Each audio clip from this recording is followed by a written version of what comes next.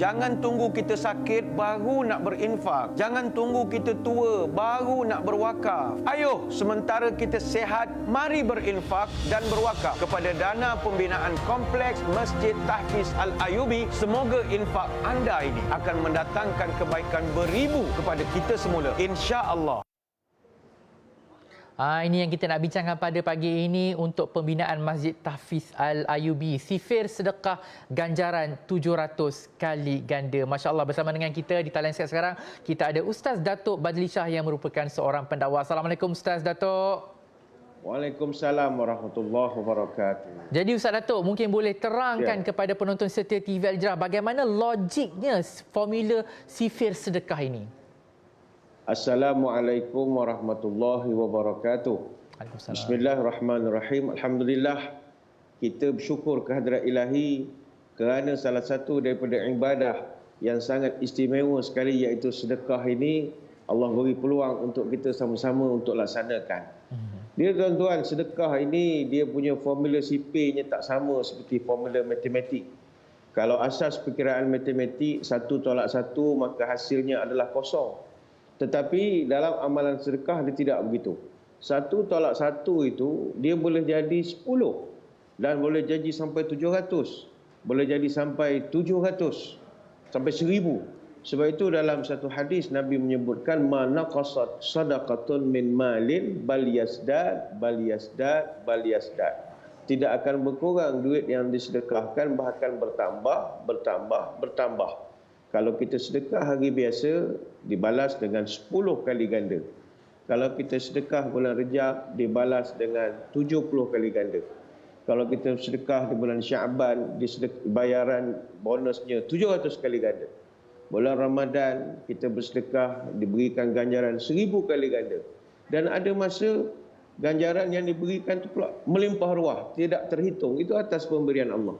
Sebab itulah orang-orang yang bersedekah ni dia untung. Pahalanya tidak sama dengan apa yang dikerjakan.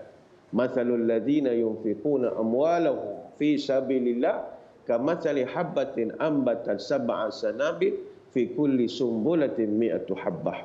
Bandingan orang yang membelajarkan harta pada jalan Allah sama seperti sebiji benih yang menumbuhkan 7 tangkai.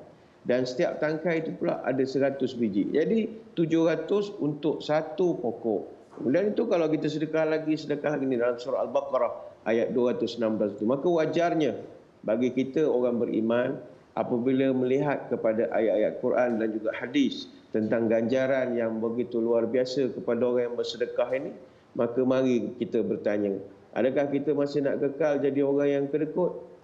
Kita faham bahawa antara sedekah yang paling afdal adalah seperti mana sahabat tanya Nabi, ya Rasul, ayu sadaqati a'zam ajran? Apa sedekah paling tinggi sekali pahalanya? Nabi jawab, anta saddaq wa anta sahihun syahihun taksyal faqr wa ta'mulul ghina. Nombor 1 kata Nabi, kamu sedekah masa kamu sihat. Jangan tunggu sakit baru nak sedekah. Yalah, dah sakit mula sabarlah sedekah sebab niatnya nazar macam-macam. Tapi kalau sihat sedekah itu lebih afdal. Yang kedua syahihun, kamu kedekut tengah sayang duit. Yang ketiga taksyal faqr, kamu sedang takut jadi miskin. Kemudian yang keempat ta'mul ghina, kamu sedang berangan-angan nak jadi orang kaya. Ayo para penonton, tuan-tuan, puan-puan sekalian, janganlah kita jadi orang kedekut. Orang beriman takkan kedekut. La yajtami'u syuhu wal imanu fi qalbi 'abdin abada. Sifat kedekut dan juga iman tidak akan berkumpul dalam hati seseorang selama-lamanya. Ini hadis riwayat Imam Ahmad. Jangan jadi orang kedekut. Orang kedekut berkira-kira, bakhil kedekut setakai jering. Lama berfikir kalau menyara kerana takut tabungnya kering. Ayuh kita menyumbang, insya-Allah. Insya-Allah. Jadi mungkin juga Ustaz Datuk boleh kongsikan hikmah yang Allah janjikan bila kita bersedekah dan amalan sedekah yang macam mana yang boleh memberi ganjaran pahala dan rezeki yang berterusan. Terima kasih. Kita selalu bercakap tentang soal berkat. Berkat ini kita nak dapatkan kebaikan secara terus-menerus ataupun ada campur tangan Tuhan dalam kehidupan kita. Hari ini yang kita tak ada sekarang adalah keberkatan. Dapat kekayaan tapi sekejap, dapat kebahagiaan tapi sekejap. Dia tak ada yang berkekalan. Jadi kita nakkan kepada berkat ini.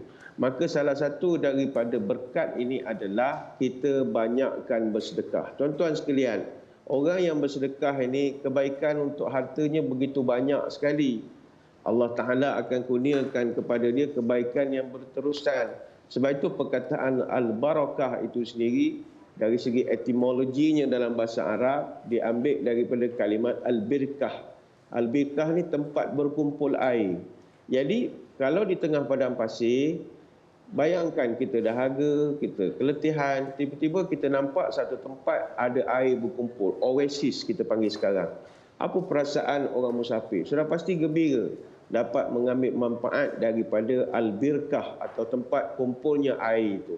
Maka samalah dengan kita yang memiliki harta walaupun tidak banyak, tapi jadi kalau harta kita itu bermanfaat kepada orang yang memerlukan.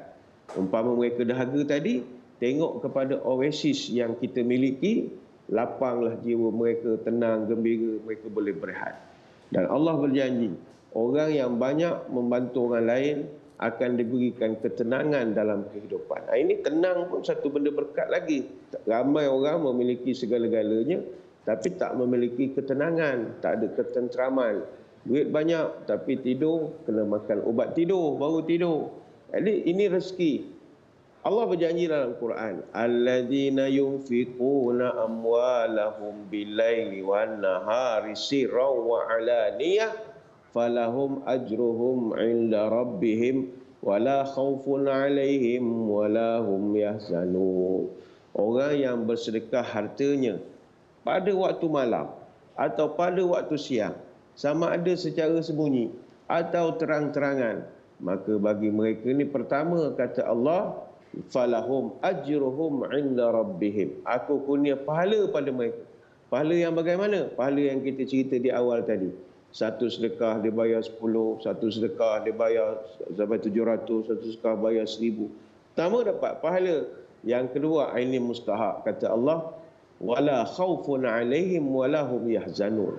Aku akan berikan mereka ini kegembiraan dan tidak ada duka cita di dalam hati. Surah Al-Baqarah ayat 274.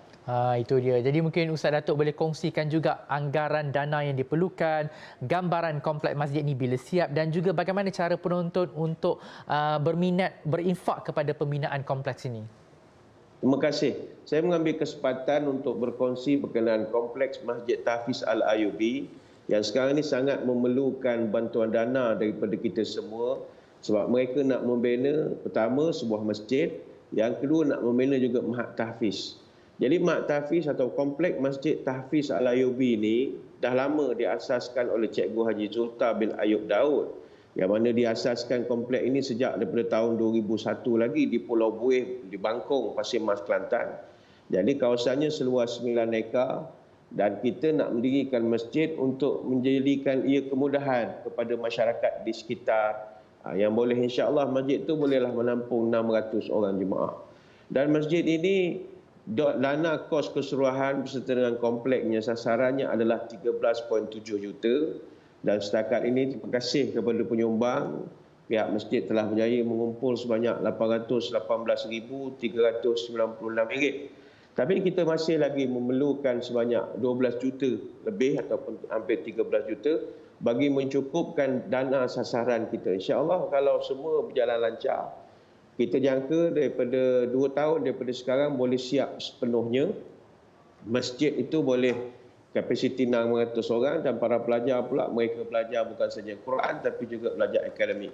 Dan kompleks ini akan dilengkapkan dengan kemudahan yang banyak sekali dengan 2 buah asramanya, ada quarters untuk pegawai masjid, ada dewan makan, dewan terbuka. Jadi kepada yang nak menyumbang seperti yang tertera di kaca TV, pertama sekali boleh terus menyumbang pada bila-bila masa kita berhajat, iaitu dengan melakukan pindahan terus ke dalam akaun pihak kompleks Tahfiz, iaitu di Maybank ataupun menerusi Bank Islam atau menerusi RHB. Yang kedua boleh layari laman sesawang www.danamasjidtahfizalayubi.com atau terus menghubungi pihak masjid iaitu Tuan Haji Zulta bin Ayub Daud di talian 012-951-9426. Bagi ada telefon bimbit, boleh ambil gambar seperti yang tertera di kaca TV sekarang. Marilah kita sama-sama menyumbang Moga-moga ini semua menjadi satu pencen kubur kepada kita, insya-Allah. InsyaAllah. Jutaan terima kasih diucapkan kepada Ustaz Datuk Badli Shah. Jadi kepada penonton setia, jom sama-sama kita berinfak, bersedekah, berwakaf untuk pembinaan Masjid Tahfiz Al-Ayyubi. Jadi kita berhenti rehat seketika, kembali selepas ini.